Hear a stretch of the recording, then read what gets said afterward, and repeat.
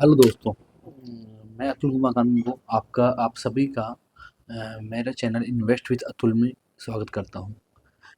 दोस्तों, कल अपन ने बात करी थी एसआईपी के बारे के अंदर। ठीक है, मैंने बताया था कि मैं आपको बताऊंगा एसआईपी म्यूचुअल फंड के बारे के अंदर। आज मैं आपसे सिर्फ एसआईपी के बारे में बात करता हूँ। भाई, लोग सोचते हैं कि एसआईपी कैसे कराएं, कितनी होती है, कितने अमाउंट गिरा सकते हैं। ठीक है, और अभी के टाइम के अंदर एसआईपी में बहुत सारी कंपनियां, म्यूचुअल फंड्स के अंदर बहुत सारी कंपनियां काम कर रही है। हमें किस कंपनी में, किस फंड्स के अंदर एसआईपी करानी चाहिए, तो सबका मोटिव अलग अलग होता है कि एक सिंगल मोटिव के लिए कोई भी काम नहीं कर सकता। भाई, किसी का मानना सी है कि मुझे लॉन्ग टर्म के लिए करनी है, मुझे 15 से 20 साल, 50, 30 साल। ठीक है, भाई आज आज के टाइम के अंदर मैक्स टू मैक्स अपन 30 साल तक की ऐसे भी कर सकते हैं।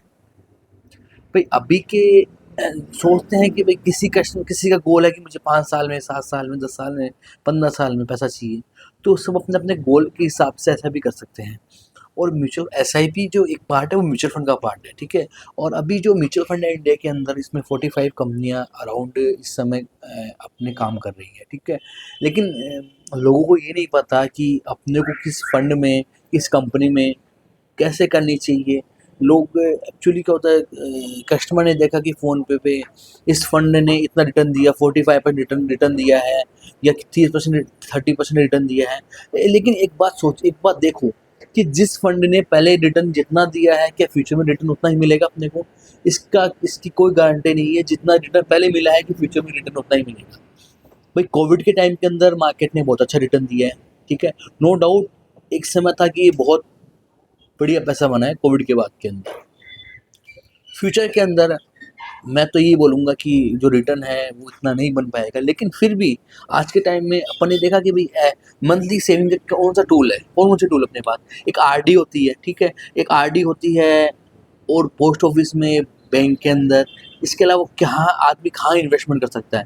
लेकिन मेरा एक सजेशन है कि भाई अपने को एक एसआईपी ऐसा टूल है जो आप आरडी से कंपेयर करेंगे तो आपको बहुत अच्छा पैसा बन के मिलेगा। ठीक है, अपन एक जस्ट एक एग्जांपल के रूप में समझते हैं कि एक जो 1000 रुपये की एसआई, 1000 रुपये की अपन ने 1000 की जो अपन ने आरडी करी पोस्ट ऑफिस के अंदर आज से 5 साल पहले। ठीक है, आज के टाइम में उसकी मार्केट वैल्यू क्या होगी? आज के टाइम में जो उसकी मार्केट वैल्यू होगी वो अप्रोक्सीमेटली, भाई आपका आपका 60,000 रुपये तो जमा हो जाएगा, और उसकी मार्केट वैल्यू 70 से 72 हज़ार रुपये समथिंग होगी। वो भी 8, साढ़े 8, 9% के अंदर। लेकिन अब जो आरडी का रिटर्न चल रहा है वो लगभग 6.5 7% रिटर्न चल रहा है। 7.5 भी चल रहा है तो ये मैक्स टू मैक्स 70 से ऊपर नहीं होगा पैसा। अगर अपन ने 5 साल पहले एस आई पी करी होती तो आप मानोगे उसको क्या रिटर्न होगा। अगर मार्केट ने ओनली ओनली 12% रिटर्न भी दिया है तो उसका रिटर्न 84,000 के आसपास बैठते हैं। मतलब आपका 60,000 जमा हो गया, 84,000 रुपये उसकी मार्केट वैल्यू है। ठीक है, लेकिन और अगर मैं नॉर्मल बात करूं कि रिटर्न अच्छा दिया मार्केट ने तो उसकी वैल्यू लाख रुपए से भी ऊपर एजीवे के अंदर अपने को मिल सकती है। किसी ने स्टार्ट किया है, और अब मैं बोलूंगा अगर कोई स्टार्ट आज के टाइम में नहीं एस आई पी स्टार्ट करता है तो उसको 12 से लेकर 15% रिटर्न आराम से एजीवे मिलेगा। एक शर्त है कि वो उस पैसे को देखे नहीं कि मेरी वैल्यू क्या हो गई। पैसा जितना एस आई पी में जितना पैसा नीचे जाएगा ना, फ्यूचर में वैल्यू उसकी उतनी ही तेज गति से बढ़ेगी। लोग क्या होता है कि इन्वेस्टमेंट कर दिया, अपन आरडी में इन्वेस्टमेंट कर देते हैं, लेकिन अपने को पता होता है कि मुझे 60,000 के 72,000 मिलेंगे, 70,000 मिलेंगे। अब एसआईपी में क्या होता है, वो रोज मतलब मार्केट 5 डेज जी के रहता है तो वो अप डाउन होता है। तो लोग, नए नए लोग क्या सोचते हैं, यार आज देखते हैं अपनी वैल्यू क्या हो गई, वैल्यू क्या नहीं हो गई। तो उनका क्या, लॉन्ग टर्म का, जिसने लॉन्ग टर्म का व्यू सोचा है ना, तो कम से कम उसको 5 साल तो अपनी एसआईपी को कंटिन्यू करना चाहिए।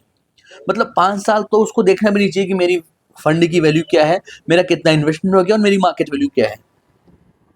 देखो, मैक्स टू मैक्स मेरा मानना तो यही है कि अगर आपने ऐसे भी करी है ना, तो आपको कम से कम 10 साल, 15 साल, 20 साल, कम से कम 10 साल आपको चलानी है उसको। अगर आपने 10 साल बाद ऐसा भी चला दिया ना, तो आपकी जो फंड है ना, उसकी वैल्यू बहुत अच्छी बनेगी।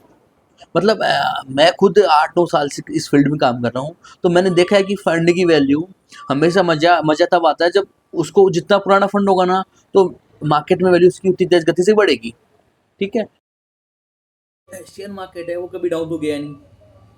हो सकता है एक समय के लिए स्थिर भी हो जाए, कोई बड़ी बात नहीं। जैसे पिछले 1 2 साल में क्या है, मार्केट में ज़्यादा उतार चढ़ाव नहीं है। ठीक है, कभी थोड़ा ऊपर जा रहा है, थोड़ा नीचे आ रहे हैं। तो अब आपने सोचा कि मेरे पैसों की वैल्यू नहीं बनेगी, लेकिन जब फ्यूचर में जब मार्केट तेज होगा ना, तो उस पैसे की वैल्यू उस तेज़ गति से बढ़ जाएगी। तो मेरा बोलने का मतलब ये है कि आपको एसआईपी के अंदर बिना सोचे समझे, अगर आपने कहीं भी एसआईपी स्टार्ट करी है, ठीक है, मेरा बोलने का मतलब तो ये है कि आपको एसआईपी किसी भी बैंक से ना लेते हो, सिर्फ आपको डिस्ट्रीब्यूटर से ही एसआईपी लेनी चाहिए।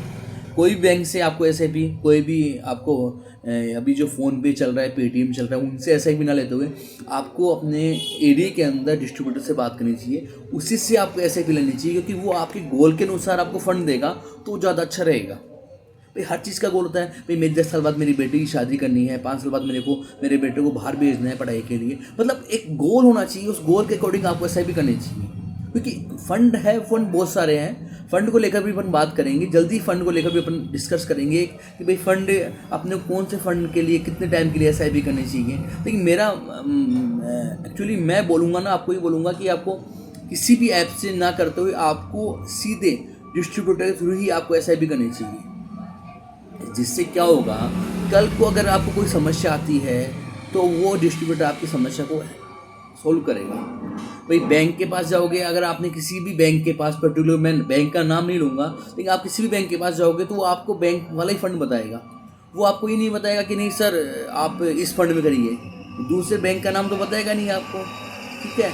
आपने फ़ोनपे से एसआईपी करी, अब फ़ोनपे की एसआईपी क्या होती है, फ़ोनपे की एसआईपी में आपने देखा यार पिछले 3 सालों में उसने इतना अच्छा रिटर्न दे दिया।